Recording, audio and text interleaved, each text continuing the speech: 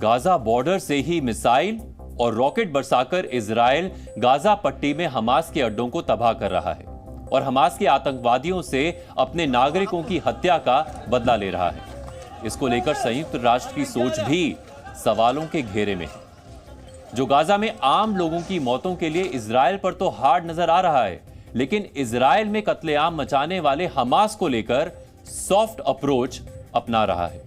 इस selective approach पर Israel और अमेरिका ने संयुक्त राष्ट्र को आईना दिखाया है। दरअसल बुधवार को संयुक्त राष्ट्र में ब्राजील ने इजराइल हमास युद्ध को लेकर एक प्रस्ताव पेश किया था। इस प्रस्ताव में दो बातें कही गई थी। पहली, इजराइल पर हमास के हमलों की निंदा करना और दूसरी, गाजा में फिलिस्तीनियों को मानवीय मदद पहुंचाने के लिए युद्ध विराम की अपील करना। लेकिन अमेरिका ने अपनी वीटो पावर का इस्तेमाल करते हुए इस प्रस्ताव को पास होने से रोक दिया। अमेरिका ने वीटो इसलिए किया क्योंकि संयुक्त राष्ट्र में लाए गए इस प्रस्ताव में इजराइल के आत्मरक्षा के अधिकार के बारे में कुछ नहीं कहा गया। वैसे जिस तरह से संयुक्त राष्ट्र इजराइल हमास युद्ध में एक तरफा तरीके से इजराइल पर युद्ध अपराध के आरोप लगा रहा है, वो अपने आप में बेहद संदेहजनक है। क्या संयुक्त राष्ट्र को सिर्फ गाजा में गिरते इजराइल के रॉकेट और मिसाइलें दिखती हैं, जबकि हमास भी लगातार इजराइल पर हवाई हमले कर रहा है?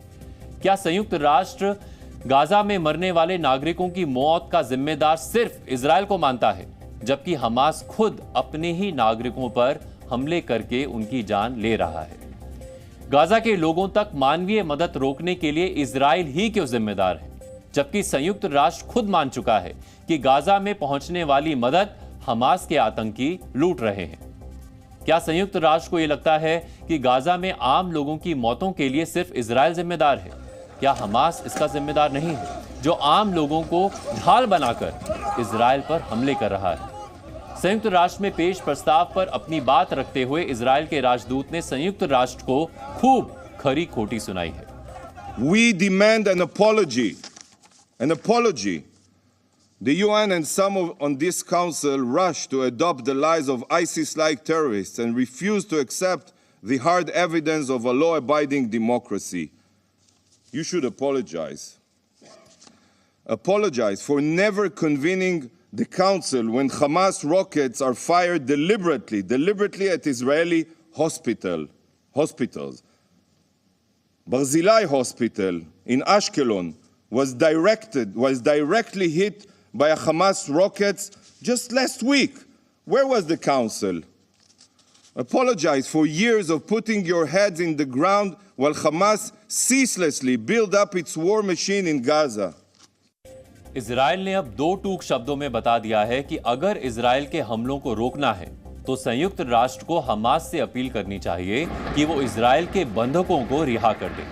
लेकिन इजराइल ने अब अपना दिल बड़ा करते हुए गाजा के आम नागरिकों तक मानवीय मदद पहुंचाने की छूट दे दी है, लेकिन शर्तों के साथ। इजराइल ने घोषणा की है कि वो इजिप्ट की तरफ से गाजा पट्टी को मिलने वाली मानवीय सहायता को नहीं रोकेगा। शर्त यह है कि सिर्फ भोजन, पानी और दवाइयों की सप्लाई को ही मंजूरी मिलेगी। इजराइल ने यह ऐलान भी किया है कि वो अपनी टेरिटरी से भी गाजा पट्टी पर मानवीय सहायता को मंजूरी दे सकता है, लेकिन शर्त यह है कि पहले हमास उसके बंधकों को रिहा करे। गाजा पट्टी तक इजिप्ट के रास्ते मानवीय सहायता पहुंचाने की इजाजत देकर इजराइल ने गाजा पट्टी के लोगों के प्रति अपनी सहानुभूति जताई है और यह मैसेज दिया है कि उसकी दुश्मनी सिर्फ हमास के आतंकवादियों से है। गाजा के आम लोगों को मारना उसका मकसद नहीं है। इजराइल की इजाजत के बाद इजिप्ट में राफा बॉर्डर पर मानवीय सहायता से जुड़े सामान पहुंचने शुरू हो चुके हैं। दुनिया के कई देशों से इजिप्ट में गाजा पट्टी के लिए ह्यूमन एड्स की सप्लाई हो रही है। राफा बॉर्डर पर ट्रकों की लंबी लाइनें लगी हुई हैं और अब शुक्रवार से गाजा पट्टी में रहने वाले लोगों को मदद मिलनी शुरू भी हो जाएगी। लेकिन अब भी बड़ा सवाल यह है कि क्या गाजा पट्टी पर आम लोगों के लिए पहुंचने वाली मदद कहीं हमास के आतंकवादियों तक तो नहीं पहुंच जाएगी? नेतन्याहू और बाइडेन की मुलाकात में दो बड़े फैसले हुए। पहला ये कि इजराइल हमास के ठिकानों पर हमले नहीं रुकेगा और दूसरा ये कि इजराइल गाजा पट्टी में आम नागरिकों के लिए जरूरी अंतर्राष्ट्रीय मानवीय मदद का रास्ता नहीं रोकेगा। लेकिन इजराइल इसके लिए अपनी सीमा के इस्तेमाल की परमिशन नहीं दे। בעניין החטופים, העברתי בפני הנשיא ביידן 3 דברים. ראשית, דרשתי את החזרת החטופים, ואנחנו עובדים יחד להחזרתם בכל דרך אפשרית. שנית, עד להשבתם, אנחנו דורשים ביקורים של נציגי הצלב האדום אצל חטופינו.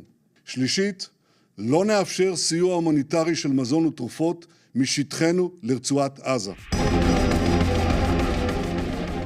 यानी इजराइल ने अपना दिल बड़ा किया और ऐसा करके उसने गाजा पट्टी के लोगों के प्रति अपनी सहानुभूति जताई।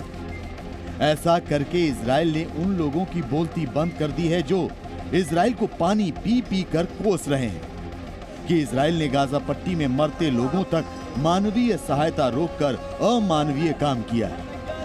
ये वो लोग हैं जिन्हें इजराइल में हमास के आतंकवादियों का अमानवीय काम दिखाई नहीं देता। Israel has been badly victimized, but the truth is that if they have an opportunity to relieve the suffering of people who have nowhere to go, they're going to be, it's what they should do. And if they don't, they'll be held accountable in ways that may be unfair, but that's what we do. And my point to everyone is, look, if you have an opportunity to alleviate the pain, you should do it, period. And if you don't, you're going to lose credibility worldwide. ये Israel का बड़प्पन है कि Hamas के कब्जे में Israel के 200 से ज्यादा नागरिक बंधक हैं। फिर भी वो गाजा पट्टी के लोगों के बारे में सोच रहा है।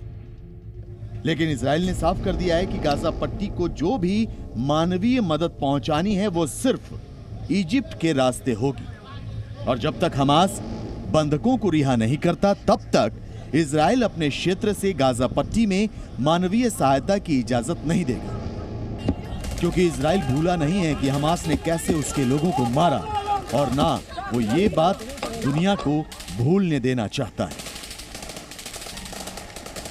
So far, this council has not even condemned Hamas for the atrocity it perpetrated, let alone held Hamas fully responsible for the situation in Gaza. But here we are, discussing humanitarian corridors. Does nobody else see how ludicrous this is? Calling for calm, restraint, and ceasefires is like putting a Band-Aid on a bullet wound. Such steps will not eradicate the cancer that is Hamas. Humanitarian corridors will not prevent the next atrocity. The only thing that will is the utter obliteration of this satanic entity. What are you doing to prevent this evil? Israel का message clear है, वो Hamas को छोड़ेगा नहीं, लेकिन Gaza पट्टी के लोगों को मरते हुए भी नहीं देखना चाहता। इसीलिए इजराइल ने तय किया है कि वो मानवीय सहायता पहुंचने देगा। लेकिन इजराइल ने साफ साफ शब्दों में एक बात और क्लियर कर दी है कि अगर किसी भी मानवीय गलियारे का इस्तेमाल हमास के आतंकवादियों को मदद पहुंचाने के लिए किया गया या फिर कोई भी मानवीय मदद हमास तक पहुंची तो फिर इजराइल दोबारा नहीं सोचेगा और सारी मानवीय मदद बंद कर देगा। और इस फैसले में अमेरिका भी इजराइल के साथ है, जिसने गाजा में मानवीय सहायता के लिए $100 मिलियन की घोषणा भी की है।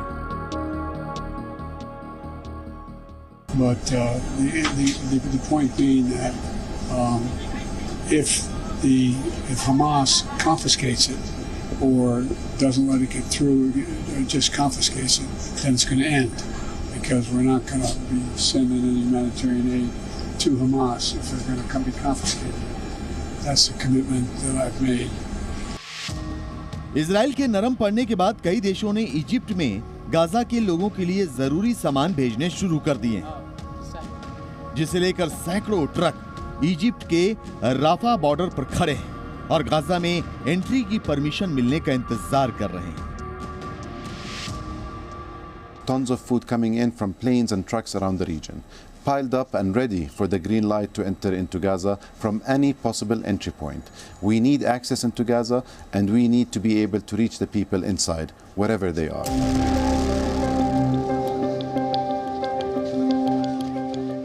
तो अब देख लीजिए, एक तरफ इजराइल है जो अपने नागरिकों के नरसंहार के बावजूद अब गाजा पट्टी के लोगों तक मदद पहुंचने देने के लिए तैयार हो गया है, और दूसरी तरफ हमास है जो गाजा के लोगों को ढाल बनाकर अपनी जान बचा रहा है। ना सिर्फ इजरायली हमलों में आम लोगों को मरने के लिए आगे कर रहा है, बल्कि इजराइल को बदनाम करने के लिए खुद ही गाजा के लोगों पर हमले कर रहा है। लेकिन अब ये संयुक्त राष्ट्र और हमास के हमदर्द देशों की जिम्मेदारी है कि गाजा के लोगों के लिए जो मदद पहुंच रही है उसे हमास के कब्जे में जाने से बचाएं। ब्यूरो रिपोर्ट, जी मीडिया। जी न्यूज़।